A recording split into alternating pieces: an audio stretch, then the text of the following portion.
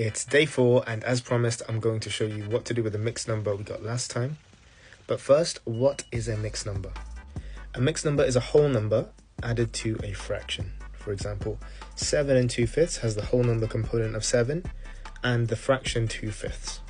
Similarly, we can see from the circles we have up top, we have one whole circle and 1/4 of a circle highlighted.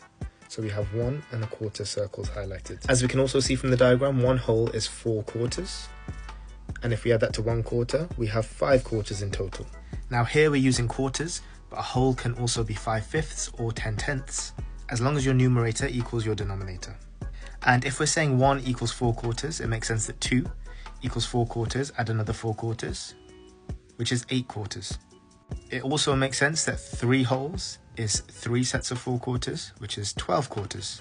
So if we wanted to convert 7 to a fraction, to go from 1 to 7, we multiply by 7. So we're going to times 4/4 by 7, which gives us 28/4. And if our mixed number was 7 1/4, we add a quarter to that, which is 29/4. Now this is what we call an improper fraction, where the numerator, or the number on the top, is larger than the number on the bottom, the denominator. Sometimes we'll be asked to convert between fractions, decimals, and percentages.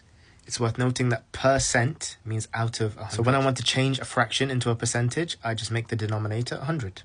When simplifying fractions, whatever I do to the denominator, I do to the numerator as well. So if I times 50 on the bottom, I times by 50 on the top. Now when converting to decimals, as long as the percentage is more than 10, I can just stick a 0 point in front of it. Now remember, if I have one whole, that's 100%, and that's just 1.0 as a decimal. If we do the same very quickly for a quarter, I make the denominator 100 by timesing by 25. If I do the same to the numerator, that gives me 25. So that's 25%. I stick a 0 point in front of that because the percentage is more than 10, 0.25. Now if I have 3/4, that's 1/4 3 times. So if I times the 1/4 by 3, I'll times everything else by 3, 0.75 and 75%. Let's look at a special case here. If we have 1 over 20, to convert that to 1 over 100, I times by 5, which means I have 5%. Now because this is less than 10%, I can't stick a 0 point in front of this, because 0.5 would be 50%.